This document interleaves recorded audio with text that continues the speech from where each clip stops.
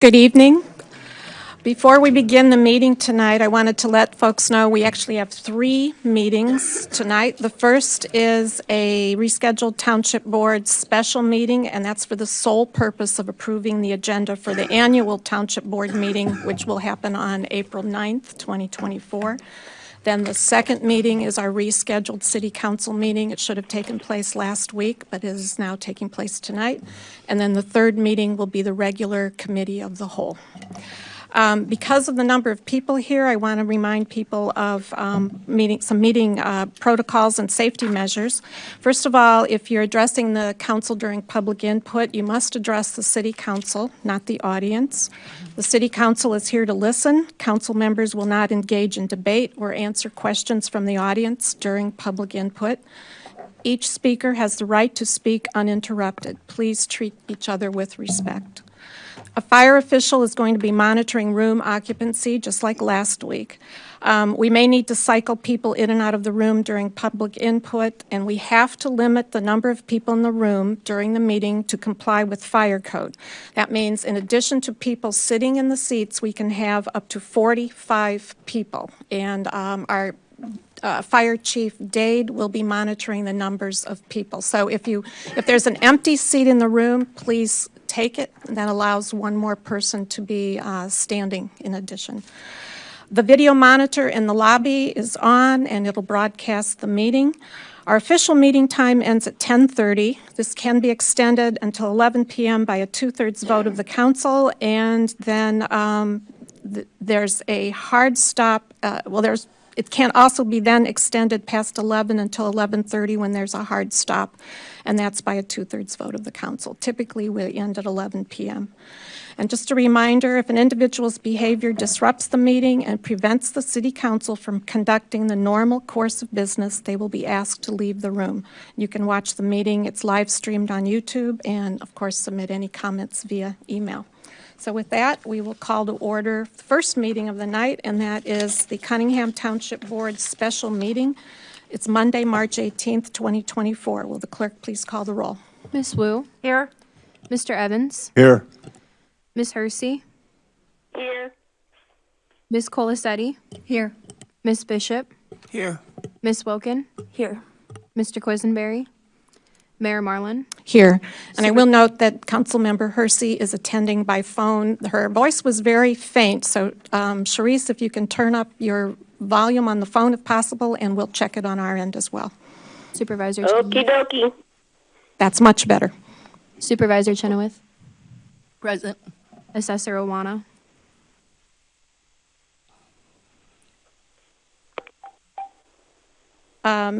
Next item on the agenda is public participation. And again, the only item on the agenda tonight is the approval of the annual Township Board meeting agenda. None of the elected officials up here will be voting on any of the items on that agenda. This is simply the approval of the agenda of the meeting that will take place on the 9th. You have comments to make? Oh, did you want my comments first? Oh, public participation. No, never mind. Anyone wish to address the Cunningham Township Board?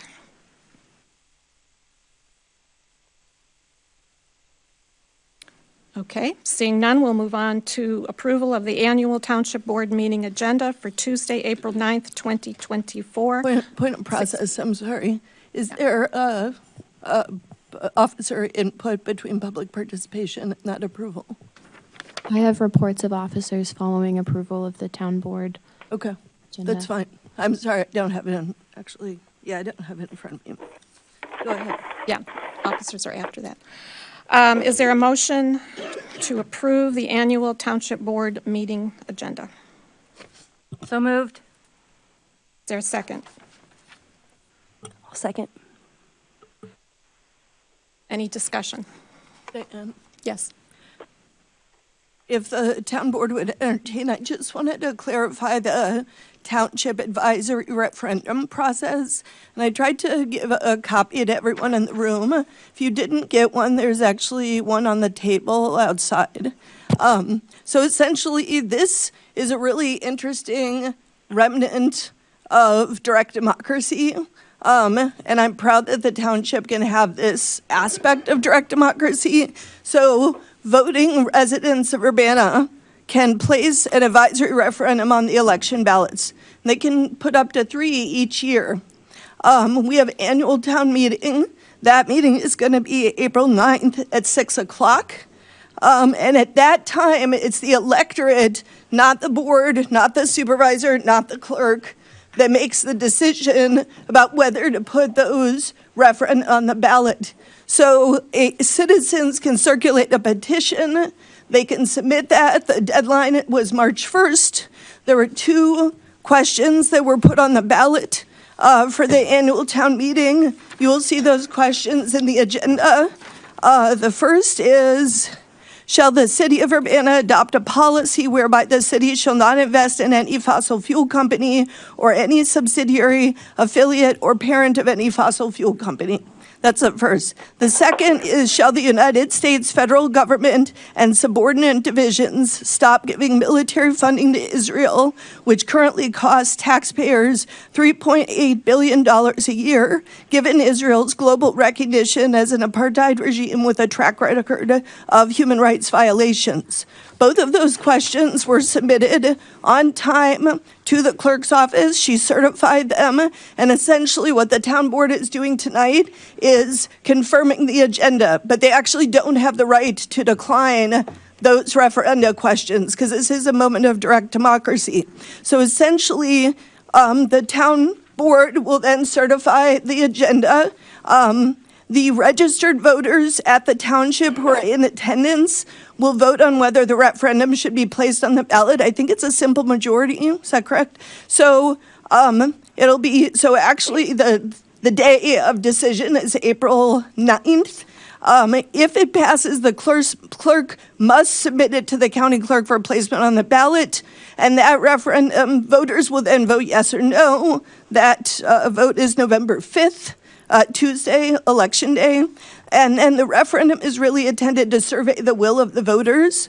Passing the referendum, it is advisory. It does not obligate any governing body to act. It has been used in the past to provide input to the community and to governing bodies about the will of the people.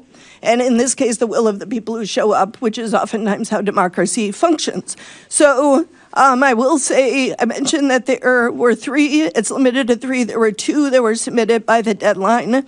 Again, the annual meeting is April 9th at 6 o'clock. On the backside, you can see the agenda that is being voted on. So I just want to explain the process of what the advisory referendum process is. I think it's an important piece of township, which is the oldest form of colonial settler government in the United States. Before there were counties and cities, there were townships.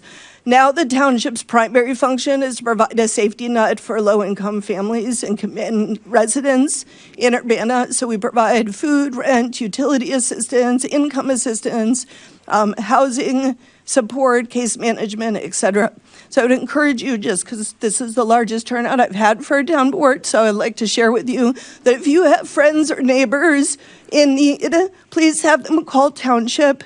We're right across from the Urbana Free Library. They can come by and just drop in 8:30 to 12 or 1 to 4:30. They can email at info@ctso.org, or they can call 217-8384-4144. So those are all ways that people can then get access to resources. The last 2 things I just want to mention is, as you look at this agenda, given the size of the folks, of the population here, I wonder if we should consider a different venue so that, because I'm concerned that people will not be able to participate, and all of the electorate needs to participate, and it can't be constrained by fire code. And then the second is, if you do consider capping the amount of time, I would consider capping time to 3 minutes of public input, but I would suggest, I am not a voting member of this body, but I would suggest that you not have a end time, because it is an instance of direct democracy. You don't actually have to be at this meeting. It's not a requirement that you attend. You're certainly residents of the city of Urbana. You would be welcome, and your vote would count just like anyone else's. But I would say that us limiting to 2 hours, which is the current council rule, seems prohibitive of voices on these issues. I would just like to add a point of clarification that this body at this time would not be able to set the public input guidelines. I would ask, because it doesn't appear, and I talked to the township officials of Illinois, that the township public input guidelines do not apply at the annual township meeting, as it is not a body of the township board, it is a body of the electorate. This evening, I would ask that the council consider adding between items 2 and 3 on the annual town boarding meeting agenda the adoption of public input guidelines. What that means is, at the annual township meeting, I would ask the voting electorate to consider adopting public input guidelines, and then they get to vote, amend them as they see fit, and adopt them, or not adopt them at all. It is the vote of the electorate, though, to set those, including the times and limits. I appreciate that clarification. Thank you. Is there a motion to that effect? Adding item 2.5, adoption of public input guidelines. So moved. Second. Moved by Mary Alice, seconded by Chris. All those in favor? Aye. Aye. All those opposed? Okay, that is added. We have a motion on the floor for adoption of the agenda for the annual town meeting. Will the clerk please call the roll? Yes, question. Oh, sorry, discussion. I have two questions here. Is there any other opportunity to submit questions at this point? Or you said March 1st was the end. There's no opportunity at the meeting? Correct, no. And in fact, the agenda is fixed as of its adoption this evening because it has to be advertised no less than 15 days ahead of the meeting, as well, like in the paper, as well as placed at 3 prominent locations within the jurisdiction, which will be here in the North Vestibule, where all agendas are posted, at the Township Building, and at the Urbana Free Library on places of glass, where they are continuously displayed regardless of operating hours. Thank you. And my other one was, I think for Danielle, I think in the past you had mentioned an idea that I really liked about putting question to referendum about alternative versus police response that's come up lately. Did you have another avenue in mind, or since it wasn't brought up in the public, it's not there, or is there another opportunity for the board or the supervisor to pose a referendum question? So there's 2 questions. So the first is that the annual board meeting is set, and so essentially the electorate has decided to put their questions on the ballot. I was hopeful, and I asked at the first public safety forum, and I'll talk a little bit about that in a minute. I explained the process at that forum, and so members of the electorate could have chosen to put it on. It is still the case, my understanding, correct me if I'm wrong, and I certainly could research it, but that the town board has until the fall sometime to vote as a majority to put an advisory referendum on the ballot in the fall. So if the town board / city council would like to gather input, there is another slot for a referendum. There's only 2 and there's a limit of 3. So the town board could elect to put a referendum on the ballot to ask about, to survey the public on community or alternative responder models to 911 calls, which is something that I've asked for a long time, and I've requested. I sent this idea to the town board, and it still remains on the table. I really think that if the town board is looking to make $1 million, the city council / town board is going to make millions of dollars of additional investment in public safety, including potentially raising taxes or adding fees and fines to the public to fund that, they should really be asking the public what kind of model that they want. Point of order, this is not a discussion on public safety right now, so I think the question's answered. Sure. If I could just respond, that I would be interested if we could be advised when the time would be, Yeah. that opportunity, when town board would have opportunity to add a question. I can bring that to the next township board meeting. Chris? Yeah, quick question. How many signatures does it take to put a question onto the agenda by March 1st? That's a clerk question. I believe it's 15, but I think the clerk would. I believe it is 15. I'm looking at the citation now, but 15 is the number that comes to memory for me. And these are registered voters in the city of Urbana. Correct. Urbana residents who are registered to vote. Any other questions? Discussion? Will the clerk please call the roll? Ms. Wu, Yes. Mr. Evans, Yes. Ms. Hersey, Ms. Hersey, Ms. Colasetti? Yes. Yes. Ms. Bishop?